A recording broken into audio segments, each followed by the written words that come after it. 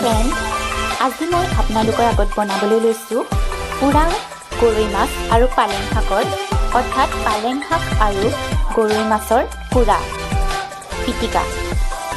ইয়াৰ বাবে আমাক ইনগ্ৰিডিয়েণ্টখিনি লাগিব এনেধৰণৰ: এটা গৰৈ মাছ, অলপ ধনিয়া, পালেং শাক, এটা পিঁয়াজ সামান্য পৰিমাণৰ আৰু এটা জলকীয়া। আপুনি জলকীয়া আপুনি আন্দাজ মতে ল'ব পাৰে।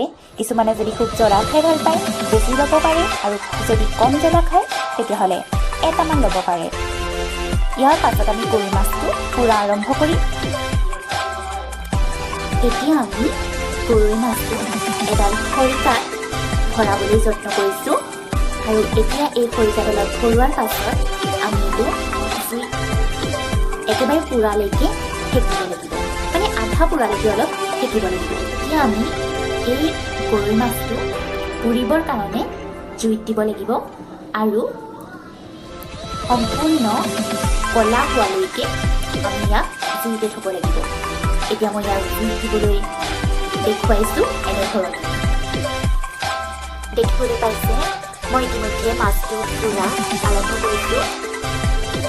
এনেধৰণেৰে আপুনি লুটিয়াই বগৰাই মাছটো পুৰি থাকিব যেতিয়ালৈকে ই ক'লা ৰঙৰ হৈ নাযায়। এতিয়া দেখিবলৈ পাইছে এনেকৈ আমি পুৰিব লাগিব মাছটো।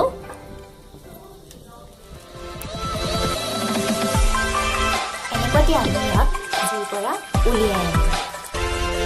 এয়া ইতিমধ্যে আপোনালোকে দেখিবলৈ পালে মোৰ এই গৰৈ মাছ পুৰা হৈ গৈছে, আৰু এতিয়া আমি পালেং শাক আৰু ধনিয়া আৰু লগতে পিঁয়াজ এইখিনি গোটেইখিনি কাটি গৰৈ মাছটোৰ লগত আমি সানি দিম। আৰু দৰকাৰ হ'লে আপোনালোকে যদি গৰৈ মাছটোত থকা কাঁইটখিনি উলিয়াব পাৰে তেন্তে উলিয়াই ল'ব, কিয়নো কিছুমানে খাওঁতে অলপ প্ৰব্লেম পাব পাৰে কাঁইট থাকিলে। সেয়েহে আপোনালোকে প্ৰয়োজন হ'লে কাঁইটটো উলিয়াই ল'ব। দেখিবলৈ পাইছে মই পালেং শাকখিনি কাটি লৈছোঁ, আৰু জলকীয়াখিনি কাটি লৈছোঁ, আৰু লগতে ধনিয়াখিনি কাটি লৈছোঁ। সোৱাদ অনুসৰি সামান্য পৰিমাণৰ নিমখ দিলোঁ, আৰু লগতে আপোনালোকে পচন্দ অনুসৰি ইয়াত আপুনি তেল দিব পাৰে, আৰু তেল দি ইয়াক গৰম গৰম ভাতৰ লগত পৰিৱেশন কৰিবচোন।